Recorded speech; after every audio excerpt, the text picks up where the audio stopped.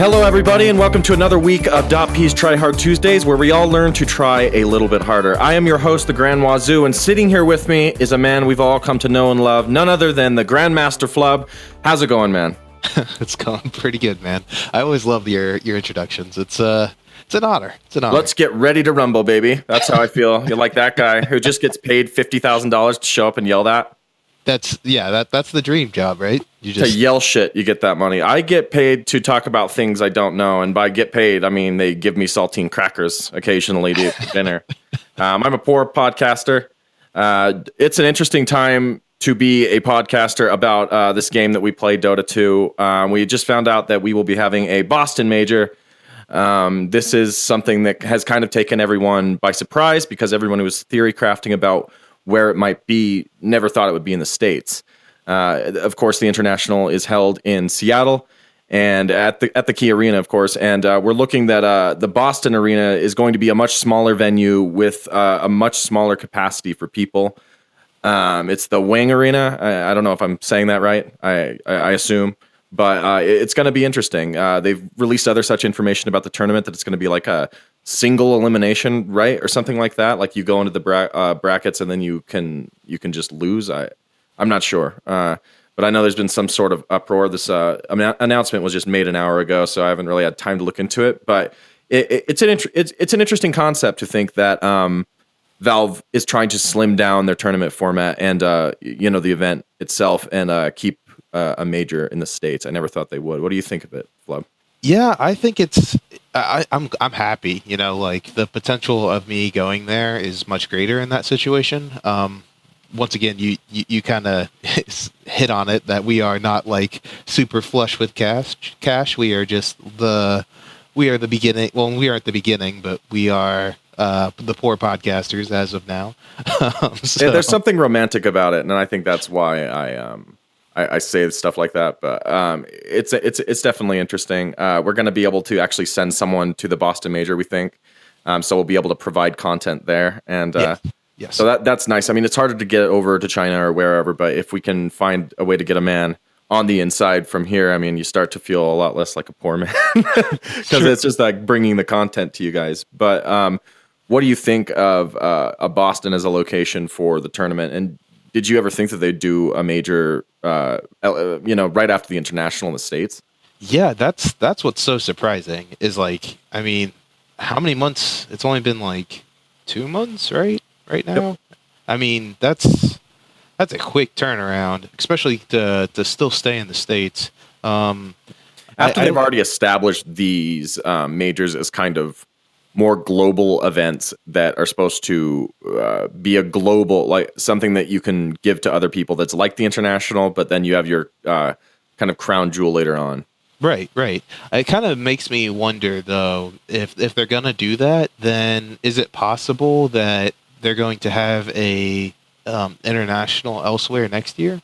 I feel like that's much more likely, that they're kind of like setting up, maybe this is the year of America, and then it'll be the year of China next year, the year of, Korea, or the year of Germany, or whatever.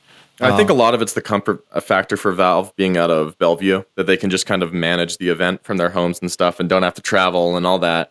That's true. And it's just like, it's such a big arena and stuff. I don't know. It'll be interesting to see. I don't think you could, I don't know. You could be correct. Whatever they're planning on doing.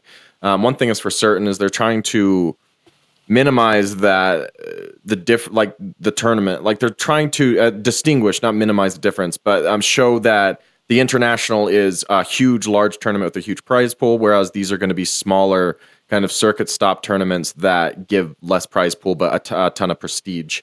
And that's what's important coming up in the game. They've given people a way to, a place to dream and kind of be like, if you play hard enough and play through the opens, and maybe you can make it to the International one day. You can go to these majors and stuff. So the game's in a good place. It puts stars back in my eyes. I unfortunately probably won't be able to attend. I'll be sitting at home watching, and it will be only a 4-day run, I think, instead of a 6-day run or whatever the majors were, or a 6-day run. No, it's going to be a 4-day run, I believe. So they're even going to shorten the tournaments a bit. It's like they're more about making this content more accessible, which makes me excited for the future. You have anything to add, Flubb? No, I think that as time moves on, I want to see it getting more accessible to more people, and hopefully, like, I know we're on ESPN too sometimes on the international. I believe we were this year, right? Right. Okay, and like I would like for eventually for us to be on like normal ESPN, like show up on it if it exists by this time, like People go loco about that sometimes. If you actually read the forum posts and stuff, like this isn't sports. They were so mad about the ESPN2. It was actually they've done a couple things on Dota 2, but the one I think you're thinking about actually wasn't this year. It was last year with following EG around, and it had Mickey Rourke. No joke, no shit. Mickey Rourke narrating, and he was like, "Dota, the game of champions." It's like he spoke about Dota like you could tell he did and never even seen a game of it really, but at the same time, like it works because it's like that cinematic mainstream type feel where you just pay some random guy to do it. Yeah. So that was an interesting thing. It followed EG around up to the international, and I remember we were there that year, and we talked to the camera crew out in the parking lot, and they said that no one would talk to them whatsoever. And this is the lineup with Fear, Sumel. This is when they won in 2015. Zai and Universe. And Owie, of course, and like they said that no one wanted to talk to them whatsoever except for PPD, and I don't know. I think you can open up a whole conversation on the mainstream media thing. We've talked about it on the show before, but there's something lost in translation, right? When you attempt to bridge that gap without fully understanding the subject. Yeah, and it's something that, like, I mean, obviously we're fighting for as Dota players, and we will continue to fight for legitimacy for our what we view as our sport, and it is a sport. Now it's like, and it's electronic sport, and people can make decisions about that, but you can split hairs while we're playing Dota. Yeah, that's kind of how I feel about it. Exactly. And it's like the same thing for like talking about people will like joke about like golf. That's not a sport, And it's yes, like it is. It's definitely a sport. And so is chess. Chess is also a sport. I mean, right. And the people look at sport as a word going far back. It's something you do that is sometimes relaxing and entertaining that takes skill and finesse to accomplish, more or less. Exactly. I mean, just a hunt game for sport. Is that a sport? I'd say so. Sure. Yeah. Yeah. And I mean, think about like golf with the normal crowd of people. Like I have friends that golf all the time, but it's really just them getting drunk and like hitting balls. So like, like that's a sport. It's a sport, right? Hitting drunk is a sport, and hitting things is a sport. So like video games can be that. They can be that getting drunk, hanging out with people type mentality. But it's also, if you take it seriously and you take the nth degree of like every single thing, and you're practicing your swing over and over and over into the night and trying to figure out just the trajectory of a ball, trying to figure out like, the grass. Pulling a Michael Jordan in Space Jam, pretty much, when he's just like, wanna fly like an eagle. And he's sinking threes in the beginning, and I'm like, damn. And he becomes Michael Jordan. Yep. I mean, like, you look at like the dedication it takes, and that's always a measurement for me. You know what I mean? Like, I look at something that I can't do, and I respect it from that outside boundary of saying, okay, there must be something to this game. If all this money's being, dumped into it, millions of dollars being won every year, everyone's going wild for it. People are traveling all over the world internationally. I mean, maybe they got something here. You know what I mean? And that's kind of how I feel. Like, I enjoy a basketball game. I enjoy going to a hockey game. I enjoy all that stuff. You know what I mean? And I can recognize the physical toll that takes on your body.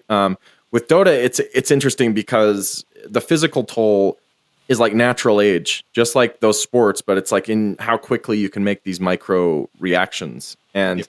I think that's lost on a lot of people. I think they think you just sit down and like tap on some buttons, but this split second decision making is nothing short of incredible with some of these guys. I mean, definitely not with me, but with some of these guys and you and people at your level who have gotten to that level of play, it's astounding to me because it takes hours of dedication. So I guess that's my cold, long open, cold, long and dead. It's rigor mortis open. But it is interesting. The game legitimacy, I mean, it's already here depending upon how you look at it, I suppose. Oh, most definitely. And it's only going to grow more and more as time goes on. And I think it's here to stay for a while. So, it's only going to get more and more exciting as time moves on. And personally, I can't wait for the next patch to see how it affects the game. Because I feel like every time I see the next patch, it has a resurgence of people because a lot of things change in like the big major patches, and I like to see the crowd that it brings in, whether it brings it back old people who are now interested again, or brings in a new crowd of people who are looking to change games, and it kind of like adds another level to the meta when that happens. So it's always changing, and it always will be. Valve hired this man for the Boston Major, lead man of stratagem. Hire him, Flubb, Grandmaster. That's his title. Talk to me if you need a reference, Valve. You know how to get at me. But I think you're entirely right in what you're saying. It's always interesting to see what this different cultural area is going to be like for Dota. I mean, like Seattle is almost drunk with Dota when you're there for the international. And I know it doesn't feel that way for everybody, but for the Dota player that are spending the entire time at the arena and stuff and living there pretty much and watching every game, it's like it informs your experience of that place. And I would like to think that it does it to a lesser extent to those watching at home. You get exposure to a new place and you start to realize a lot of people love this game from a lot of different places and backgrounds. And that's very cool. Good point. This is a good place to transition. You said you can't wait for the next patch. I feel like it's a good time to talk about then and now, because I've been like thinking back to when I first started Dota and when I was 2300 MMR, and now I've raised all the way up past the dregs to a 2700 MMR. And I mean, I've come a long way in those 400 points. And I don't know, there's some things that are different now. The game is played differently in ways that I ever thought possible. And I mean, I knew nothing about MOBAs when I started the game. So let's take this time to transition and talk about some interesting distinctions you find, things you've learned over time that you didn't learn back then, and things that have just straight up changed for the better or worse.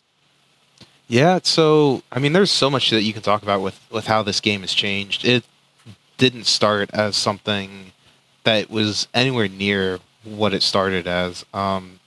Like, I can't even go back that far because when I started playing, Ice Frog had taken over.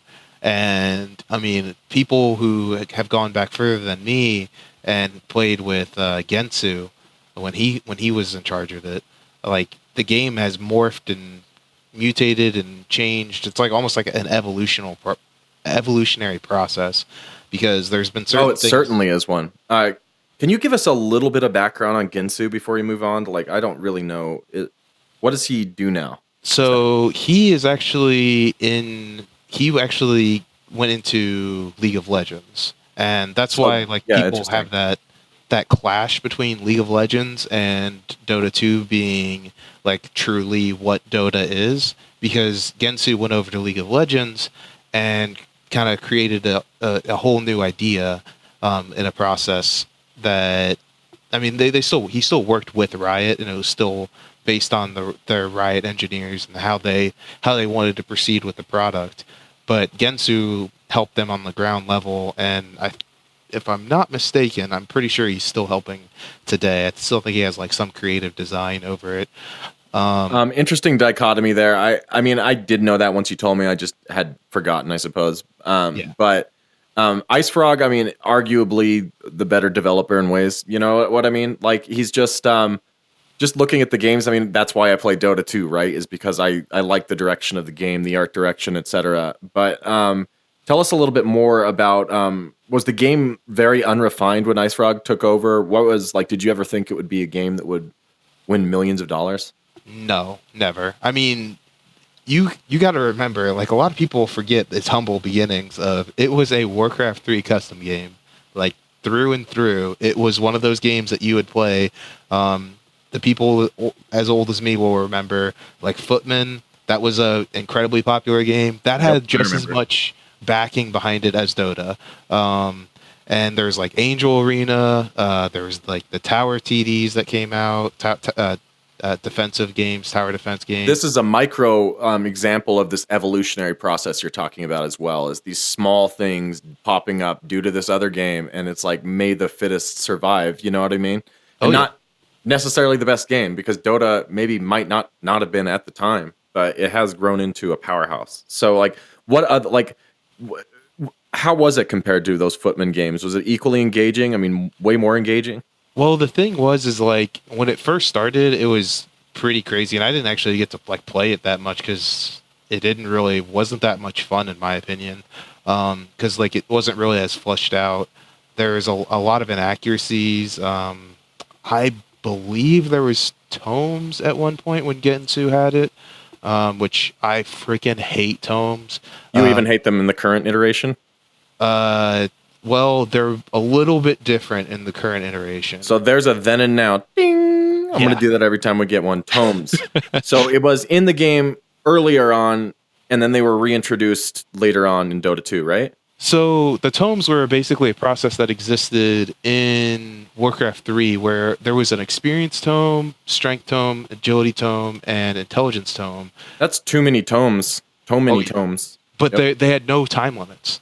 You could buy them as much as you wanted, as long as you had that the doesn't money, seem necessarily balanced. which wasn't. So like you would pick an agility hero, and then you would like hit the button like 5,000 times, and when you had enough money, and you would attack faster than the actual like graphic could do in the game. So like you would instantly kill someone because your agility was so fast. Now after a while, that obviously like things switched. There was People did not deserve books, so they took them away. And like there was limits set too. Like after a while, there was only like 500 move speed was like the fastest anyone could be. 600 attack speed was the largest that anyone could attack except Sniper, because he had like a special ability. So here I'm gonna ding this. Ding. So then and now, between move speed and because you cap at 425, is it now? But you can still go over it with certain abilities. Yeah, with like Bloodseeker's Bloodlust. Yeah, and like haste. Can haste go quicker than that? Haste goes max movement speed no matter so what. 425. I think the only other one is the Spirit Breaker charge that allows you to go faster than haste. So there's these little things for heroes that break the rules, but otherwise it was at 425. It was 500 back then for everybody. I feel like it was 500. It could have been 425, but no, I'm almost positive it was 500 back in the day. It's like been a long time. No one would fault you if you and you're getting old as well. You can't be a young grandmaster. It's been like we're talking like 8 or 10 years, so it's been a while. So it's things like that have changed a lot. Also, like if you really want to go back, items have changed just how they function and how they like piece together. It used to be a lot of times that there was like base items, and then there was big recipes that existed. Now you can see that being phased out completely. Yeah, items still, of course, do have recipes, but it feels like they're being replaced for items that build into the relevant item. I mean, you see it with like the Blightstone, for instance, or the Windlace. These are items that replaced the recipe in ways in many items, and they changed that value a little of the things you find early game. And I mean, 2 armor reduction on the Blightstone might not seem like much. The increased movement speed on the Windlace might not seem like much, but relatively it is early on in the game. And so you can see that evolving philosophy, and we're going to use that word a lot because it's a process that has been like more of an ecosystem than a game in ways, but it just feels like they're keeping the idea of building the game, not just in terms of where they're capping or letting go the caps on certain things like move speed, attack speed, etc., but also those relative items that change variables drastically early on in the game. True. And it's really interesting to see, personally for me, is like how the items change with each iteration of the game. You'll see items like changing from like core concepts. So like, let's take the Refresher Orb. Refresher Orb I believe it used to be an ultimate orb that was a part of the recipe, and it gave you more stats than it did now. Now it's just like straight regen, and having that stat bonus earlier on made the item kind of better because you had the ability to actually use the refresher orb and use your ability because you had the actual mana pool to withstand it. Now it's more of you need another item before it, and then you also need the refresher orb to be able to refresh whatever the process is. Whether you're refreshing, like a Beastmaster Roar or what have you.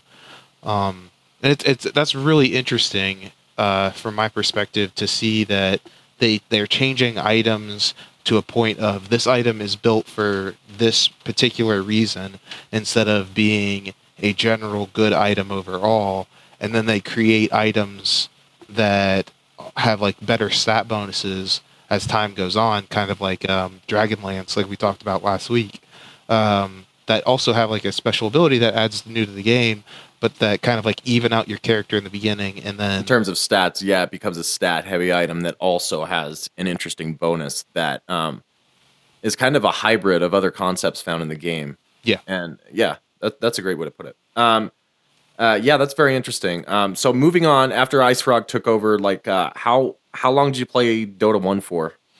I played Dota 1 for 3 years. Yeah, 3 years I played that. But it wasn't anywhere near as like intense as I played Heroes of New Earth or Dota 2 because there was like leagues and stuff back then, and you could sign up for different in-houses. There was also like different programs that you could run. There was ban lists that were really popular. Basically, you signed up for the service, and it would tell you like all the people that have like left games early, because that was like, man, you think people abandon a lot in Dota 2. Like if that's ever a problem that you feel like there's a lot of people abandoning in Dota 1, it was like a common occurrence. I think there was like probably like 5 games I played where there was not an abandon, and I'm not joking. Like I feel like if you didn't have like the programs up, and I didn't for the longest time, to help you see those people coming in your games, you would just get like constant leavers, people who were very new to the game, obviously, because it was a custom game. There's no like regulation of, okay, this person's this good. It's like, okay, oh, this game, it's called Defense of the Ancients. I played tower defense, so yeah, what the hell? Hop in for 2 seconds, whatever, don't like it, get out. And so like there was no like drop in type system back then. Like once you started the game, it was like go time. Yeah, pretty much. And like it was also people who hosted. I mean, it's a custom game, so you hosted the game, and then people randomly come in who could be like freaking Fear back in the day, or it could be now Fear like was on like actual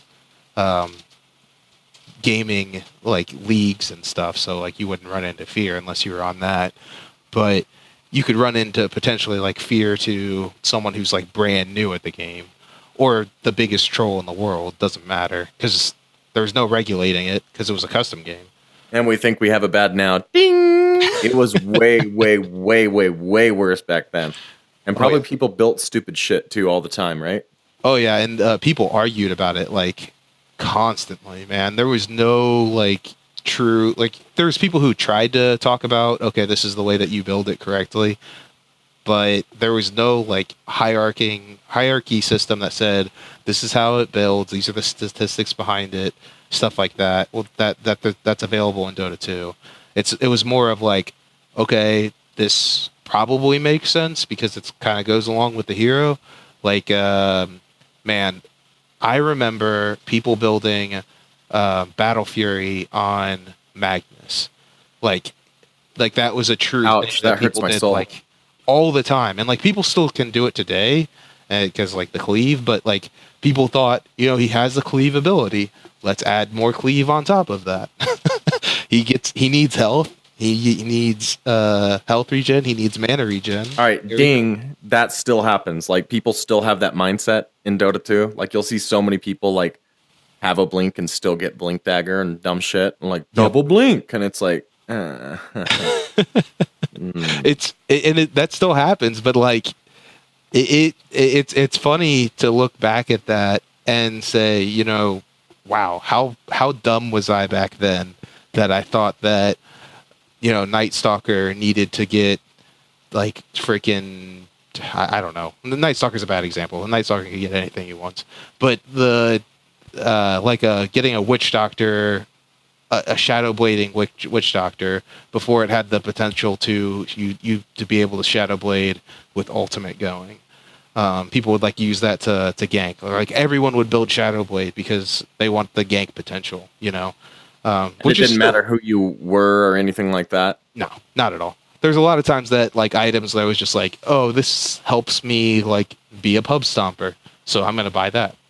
And I saw someone go it on a hero, and it was successful, so therefore it must be good all the time. And Invis is good, right? That's the general mindset. Even when I started playing, which was just a few years ago, it's just that like if I'm Invis, I'm good, and they're not wrong in a weird way because people don't buy like any sentries or dust at that level. But the thing is if you get out of the trench with like that cheesy shit and you rely on it so much, like those are bad habits that are going to make you tumble right back down. You know what I mean? And there's a reason people wanted to go that stuff. It's like it's a comfort thing to be able to have that quick escape. Oh yeah. It's also just like it's more fun, right? Like killing people, like trying to prove you're fighting them. That's kind of what the game's about ultimately. So if like you can make that happen faster or make that happen more often and have an advantage in that situation, the element of surprise, yeah, it's more fun. What do you remember any heroes back in this period like being really overpowered? Oh man. I think back and I remember actually like Night Stalker used to be crazy good. In the idea that you would almost always hold your ultimate and you could time it just right where your ult would last like pretty much the whole game. And you'd buy Shadow Blade? Yeah, and you'd buy Shadow Blade, you just like run around the map and just eat people alive. It was awesome. There's a lot of heroes that I think back and like Huskar. Huskar was like crazy good at one point. Especially when they like first came out. Or like Queen of Pain was a really popular one. But the thing was like the code was so weird back then. There were certain heroes that were like kind of bad too. Let's take a look at like if you were depending on the model that they used. So like Weaver was actually pretty good because he had the potential of everything was like a little bit slowed because it was like a crappier system. So like hitting your ultimate was kind of like a pretty easy thing to do in a bad situation. It was still the same cast point kind of, but the whole game was slower. Yeah. And the trees were completely different too. It was more blocky. So if you went around a corner, if you knew it correctly, you could be like in fog for a while. So like Slark was actually crazy good. Just because like you could manipulate the shadows a lot better. That's an interesting point. The limitations of the engine giving advantage to some heroes back in this stage. Were all the models pretty ugly? Did you? The thing is, like some of them I like better though. Like, man, it was kind of cool playing Arthas as Abaddon. It's kind of cool, like playing those old Warcraft 3, World of Warcraft heroes that it's like, oh man, I'm playing Arthas. I'm playing freaking I don't know, like Rexar. Rexar was a Beastmaster. And so you associate that archetype of character with that that process that of abilities. You know what I mean? So like it's what you're introduced to. You think of that and you immediately think of Arthas or something. And that's another indicator of this evolving process and genre in general. So what else do you have to add onto this this period before we move on, Flubb? I feel like what's the funniest thing that's changed over time is that when you look at at people and you look at how they play the game, it is a lot less like there's a lot of people who say that they'll like just get on and they'll ignore everyone. But as time has actually moved on and like people have got onto podcasts, people have gone on to talk shows or whatever, or listen to pro people play, you hear the more and more that communication is such a big thing, and it's kind of upped. It hasn't upped the trolling because like trolling has always existed, but like if you look at it, it's actually a lot more talkative than it used to be, even at lower levels. I know that it doesn't feel like there's much talking, but a lot of times there was like straight silence in my games, unless people were like calling you a noob because you died. Especially like missing calls. Like I remember having to like tell people, please call missing calls. Like it's not that hard, and people would just refuse the call missing back in the day. Now that may be a thing at lower levels still, but it has definitely grown in popularity to be able to like talk more about the game. What I find really fascinating is how much communication itself has drifted and evolved throughout the game, and like I don't know, certain communications and insults and other things, you know, easy mid and stuff have become like memes of their own. You say you get called noobs and people will harass you and tell you were doing something wrong back in these days, but they would rarely communicate, and you had constant abandon. So like what kept you playing the game if it could be such an experience? Because there was no game like it, and even though it was like severely imbalanced at that time, it's still the most balanced thing that I probably ever played. I mean, like look back at all the games back at that time that existed. There's a lot of games, like even like some of my favorite games. Like I was playing Halo at that point, and Halo's fun and it's awesome. But there was a lot of things about those games that was imbalanced and quite awkward. Let's see, the plasma pistol shot with a BR. It was an instant kill on anyone. Not to mention the depth. I mean, the depth just didn't ever seem all the way there, like Dota Exactly. has for me. It's like you open up a door in Dota and you're opening up potentially several thousand hours of new things you can learn, and you can do that many, many, many times and still just learn tons of different things and have many other things to do. And was that depth even back then? Like, I don't know, had you seen anything before like it? No. And the thing was, it was a lot more shallow back then, but it kind of forced the games to look a little bit differently. Like people didn't notice it for the longest time.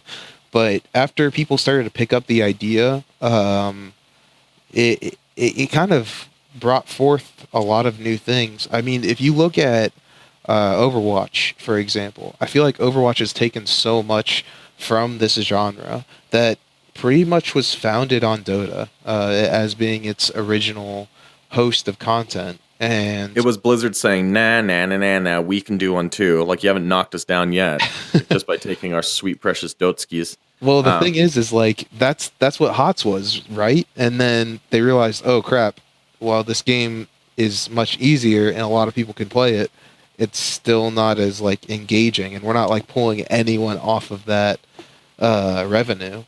Blizzard is kind of, I don't know, I don't feel like they really get that they can't just have the same characters carry every franchise. Maybe they just got it with Overwatch and they're like, hey, we need some new stuff. But it's been like 2 franchises that have carried their asses for, 30 years. And they're like, well, let's just make a game and add all these characters in and they'll be players. It's like you can only do that so many times before it grows stale. Yeah, it's true. And Dota hasn't gone stale, I think, because it didn't have that recognizability in the weird way. They were more character archetypes.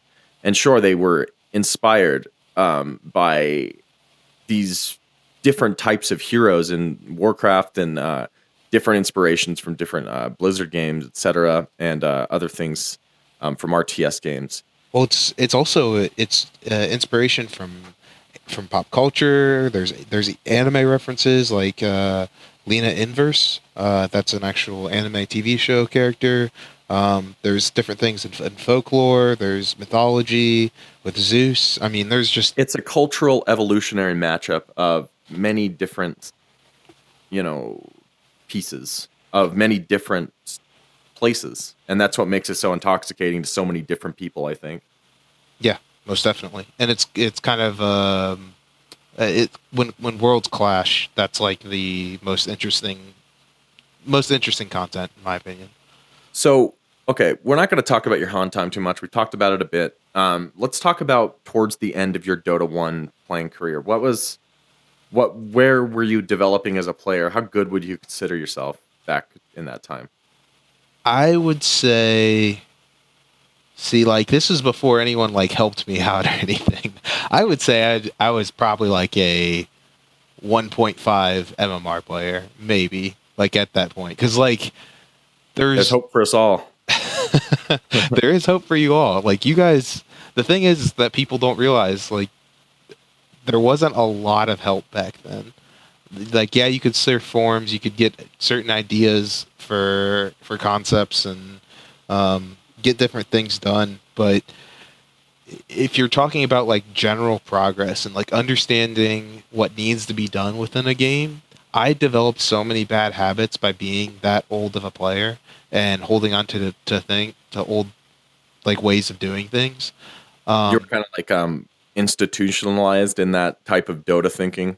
Yeah, it's exactly like that, because it does help to have that adaptive quality, and that's what the game is about, is learning to adapt.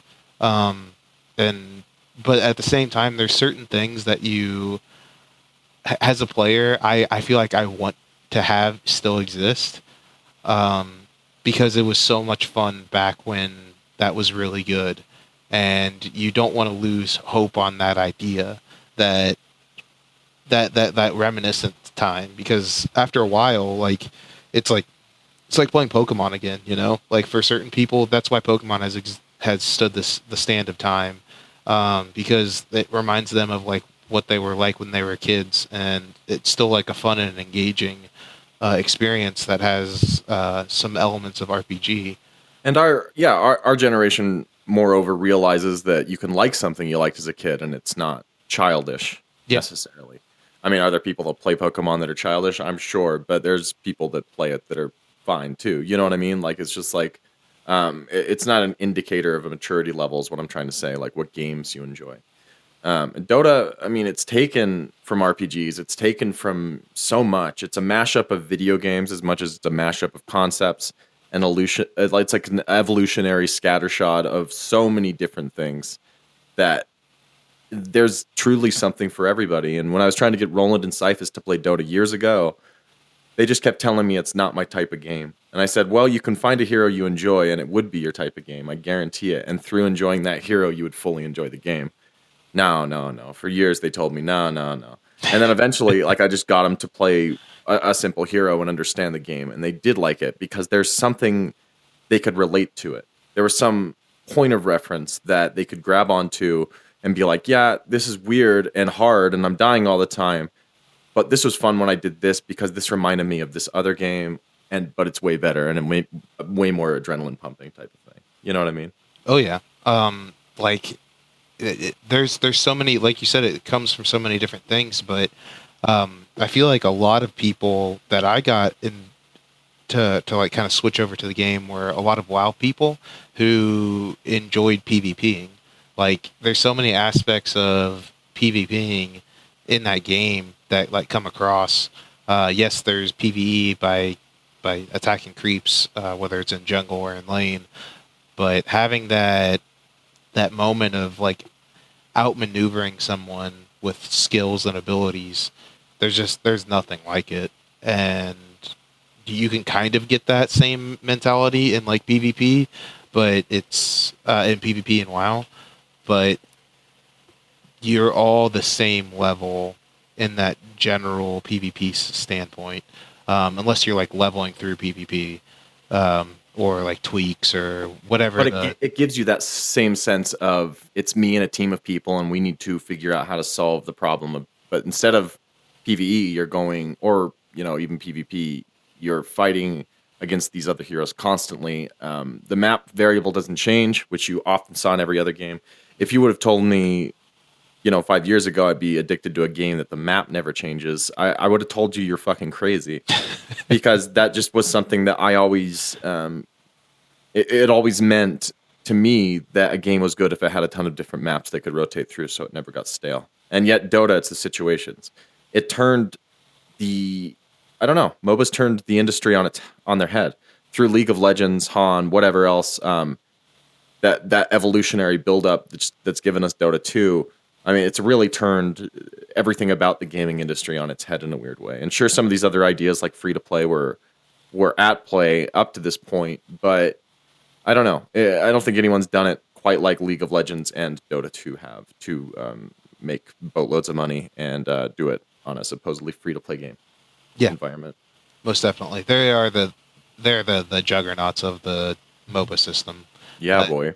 The only one that can maybe hold the candle to one of those is Heroes of the Storm, and I feel like HOTS just doesn't have the same punching power as the other two. Like, people would argue with me, but it's more casual. I feel like it's a game you can hop in and play a game of, and other people can't ruin your game so much. In Dota, one person can definitely ruin your game. You know what I mean? And I feel like Blizzard, that goes against their design philosophy. They want to control that outcome more. Yeah. But we don't have a ton of time left. I still wanted to get tell me about your first starting in Dota 2 and what you found odd about it as a difference.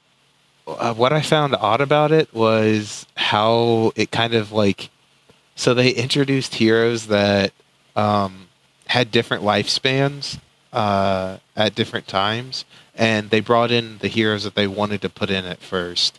So when Dota 2 first came out, I believe they only ported, I think it was 25 heroes, 30 heroes. It was a very small pool. I remember watching the first TI, and Enchantress was one of the heroes to pick, and Broodmother was one of the heroes to pick. And now that's changed on and off quite often.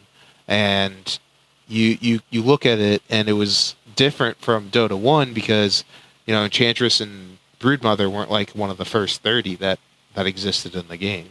First 30 were I'm pretty sure Sven was one, Drow's almost always existed. Vengeful Spirits probably, I think she was up there as one of the originals. I'm pretty sure Sniper was up there.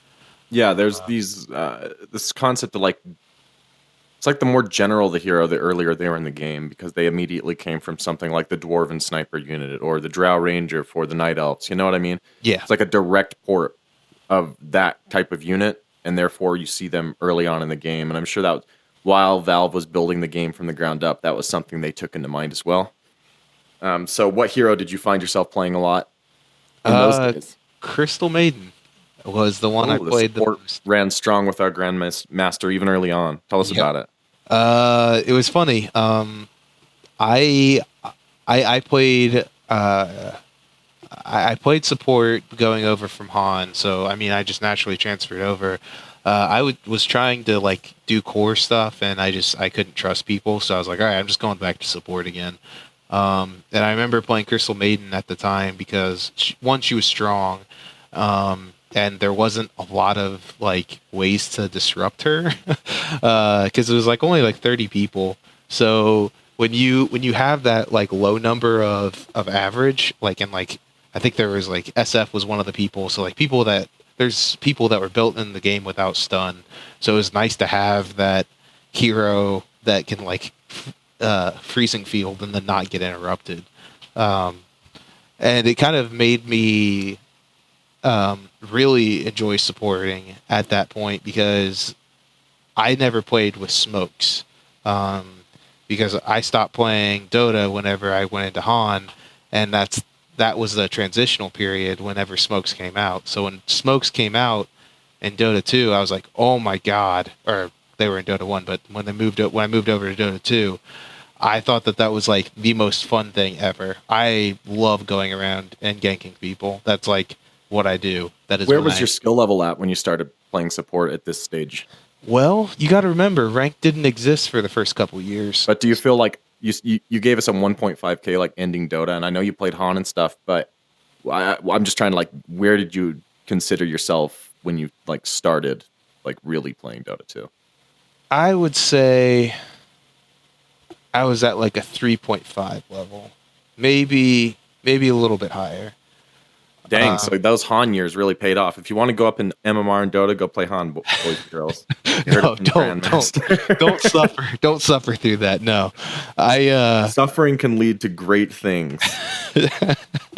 No, I don't suggest that. But Dota 2 is, I mean, just play Dota 2 at this point. But the thing is like, when I was playing back then, I played a lot more, and my hours were much more vigorous, and that's what bumped me up so fast. Was, I mean, it's practice. Whether you're playing basketball or you're learning to build a bench, like through like woodworking, or like, I mean, build a desk or whatever, what have you, or build a computer, or play Dota, you're gonna be better with more time spent and truly taking your time to examine what you're doing within a game. That's the biggest importance that I could ever leave with anyone, is figure out why you did something wrong and learn the potential of what you could do differently in the next match.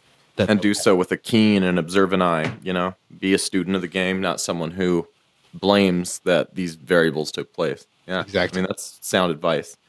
I think that pretty much sums up what I wanted to get the bulk out of it. It's just how the game has evolved on this same thought path, kind of, and the philosophies that have guided these different games and entwined, and eventually, you know, you get a philosophy in each of these games in terms of how they want you to enjoy this content, because the content is similar, but it's not.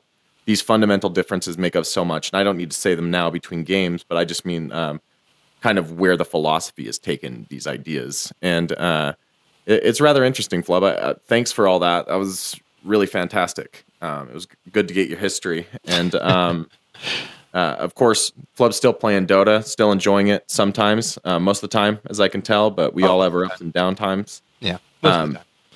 But we did get into the poll. We are doing Mask of Madness today as our items, as per our poll. And we are going to talk about that for a bit, because it's an item I've not built in so long. I feel like it's almost an immediate report just to get the item these days. What do you think, Flubb? Do you think it has any practical applicability here? In this patch, no. I don't think that it is a very good thing. Its basic idea, for people who don't remember what it was an item that gave you attack speed, move speed, and it gave you a decent amount of lifesteal. But a lot of the reason why people bought it on certain heroes was just to gain that attack speed buff and to have that movement speed buff with a lifesteal, so you could actually kind of use it as a farming tool in camps. A lot of times people would pick up Mask of Madness and they would spam that just to get to camps faster and then heal off of them. When you pop it, you got 25% incoming damage amplification. So that's a good thing to know, that it leaves you open, incredibly open, which is not. This isn't really the patch for it. Right. It's all about taking up, and it only costs 1,800 though. It's only 900 in a recipe, which is also 900, which is the same cost as a Helm of Dominator. And I don't know. It's used to be something that people built. I mean, I'm on the Dota 2 Gamepedia site, and I clicked down on recommended heroes, and it recommends literally nothing. Yeah, that's like, the thing. It's going to get a rework, and I think what's going to happen to it is that they're going to probably look at Iron Talon, and they're going to say, oh, okay, this item's a little too good for jungling. We're going to pair this back. And when they pair that back, they're going to also buff the Mask of Madness, whether it's making it a less item cost, or making it like you take less damage, or you maybe increases your move speed, or maybe all three. Maybe even increasing the duration. But like having that ability to run around and do creep camps a little bit faster, I think may kind of bring out something that it wasn't before. It might bring out a potential, or like it may even have a situation where a new item is formed around it, I think that would be really interesting. Go from like Mask of Madness to a deeper item, kind of like how you can do Helm of Dominator into Satanic. Kind of make it like a do or die type situation. Maybe keep the same Berserker damage added, but make it like the guy goes insane and like gets like bonus like 300 attack speed or something crazy, you know? Yeah, and just have another item that you can build it from. And that, yeah, I mean, you don't. A lot of those masks dead end, it feels like, but not the Dominator, of course, building into the Satanic. Yeah, this item is not good in this patch at all. I mean, like, on anybody. I can't think of a single person that you would build it on and that it's good on, where you wouldn't just get a Helm of the Dominator or a Vlad's, or even just a casual mask, you know? Like, I don't know, or a casual Morbid mask, yeah. Or Vanguard, man. Like, Vanguard's really good right now. Yeah, that's kind of the item that is taking over this patch, is the Vanguard, you know, in a weird way. And it's that strength item. And this item, attack speed and stuff is good, but you already have other items that can give you attack speed in the game for around the same cost, give you more attack speed. And so it's like, you know, I wonder what they're going to do to change it, because they need to. It's completely an irrelevant item. When a year or two ago, ding, it was not. It was an item that a lot of people built. You saw it built on Sniper. You saw it built on Drow at times. And she's even as a cosmetic to reflect that. You've seen the twitchy, methed out, taking too much Mask of Madness Drow that's like twitching and just freaking out. Like, that's an immortal for her.